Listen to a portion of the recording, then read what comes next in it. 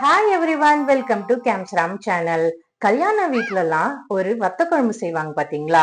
அந்த வத்த குழம்பு நம்ம வீட்ல எப்படி எளிமையா செய்யறான்றது தான் நம்ம இந்த வீடியோக்குள்ள பார்க்க போறோம். அந்த வத்த குழம்புக்கு முக்கியமா ஒரு பொடி ஒண்ணு செய்யணுங்க. அந்த பொடி செய்யறதுக்கு என்னென்ன இன்கிரீடியன்ஸ் தேவைன்னு நம்ம பார்க்கலாமா?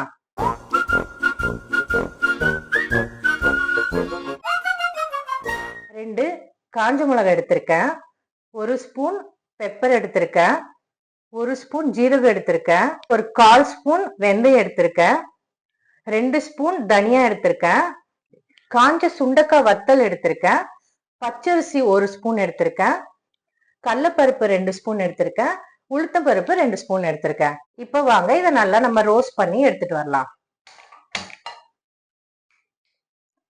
இப்ப ரோஸ்ட் பண்றதுக்கு நம்ம 1/4 ஸ்பூன் ஆயில் எடுத்துக்கலாம். எண்ணெய் காஞ்சதும் நம்ம எடுத்து வச்சிருக்க இன்கிரீடியன்ஸ்லாம் ஒன்னா சேர்த்துக்கோங்க. இந்த ஆயில்ல நல்லா ஒரு பொன்னிறம் வர வரைக்கும் நல்லா ஃப்ரை பண்ணிக்கோங்க. இப்ப இது நல்லா ரோஸ்ட் ஆயிடுச்சு. இப்ப நம்ம இது ஆறுனதும் அரைச்சி எடுத்துக்கலாம். இப்ப ஃப்ரை பண்ணி வச்சிருக்க இன்கிரீடியன்ஸை பொடியாக்க போறோம்.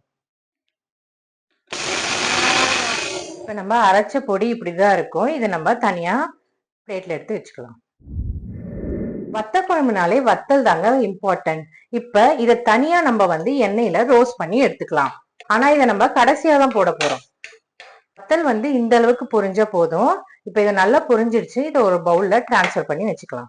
எண்ணெயில இருந்து வத்தலை மட்டும் தனியா ஃபில்டர் பண்ணி எடுத்தாச்சு. இந்த எண்ணெயை நீங்க குழம்புக்கு கூட யூஸ் பண்ணிக்கலாம். இப்ப வாங்க வத்த குழம்பு தாளிக்க ஆரம்பிக்கலாம். தாளிக்கிறதுக்கு நான் நல்லெண்ணெய் 2 கரண்டி ஃபுல்லா எடுத்திருக்கேன். நல்லெண்ணெயில செஞ்சாதான் வத்த குழம்பு ரொம்ப டேஸ்டியா வருங்க. இப்போ இந்த எண்ணெய் நல்லா காஞ்சதும் 1 ஸ்பூன் கடுகு, 1/4 ஸ்பூன் வெந்தயம் சேர்த்து நல்லா பொரிய விடுங்க. வத்த குழம்புக்கு தேவையானது ஒரு 50 கிராம் சின்ன வெங்காயம், 50 கிராம் பூண்டு. இதுல ரெண்டுத்துலயும் பாதி பாதி எடுத்து நல்லா இடிச்சு சேர்த்துக்கோங்க. இப்படி இடிச்சு சேர்த்தீங்கன்னா உங்களுக்கு குழம்பு ரொம்ப ஃபிளேவர்ஃபுல்லா இருக்கும்.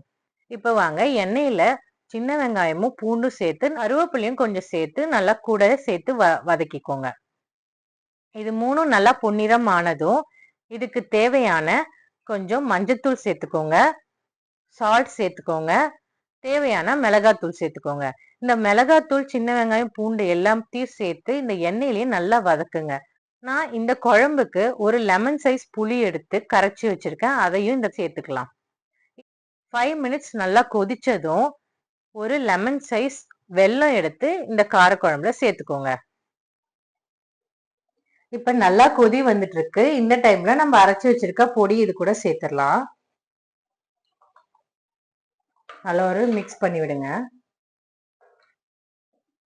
இப்ப இதுல நல்லா எண்ணெய் பிரியிற அளவுக்கு நல்லா கொதிக்கட்டும். அந்த டைம்ல தான் நம்ம வத்தல் சேர்க்க போறோம். இப்ப சிம்ல வச்சு ஒரு மூடி போட்டு நல்லா க்ளோஸ் பண்ணி விடுங்க. இப்ப ஓபன் பண்ணி பார்க்கலாம். வாவ், இப்ப பாருங்க எண்ணெய் நல்லா பிரிஞ்சு வந்துருச்சு. இந்த டைம்ல நம்ம வறுத்து எடுத்து வச்சிருக்க வத்தல் இது கூட சேர்த்துக்கோங்க. சேர்த்து நல்லா ஒரு மிக்ஸ் பண்ணி விடுங்க. இந்த வத்தலோட சேர்த்து ஒரு 5 நிமிஷம் கொதிக்கிட்டோம். இப்ப நம்ம குழம்பு ரெடி ஆயிடுச்சு. இந்த பவுல்ல டிரான்ஸ்ஃபர் பண்ணிக்கலாம். இப்ப சூப்பரான கல்யாண வீட்டு வத்த குழம்பு எப்படி ஈஸியா வீட்டுல செய்யறதுன்றது பார்த்துட்டோம்.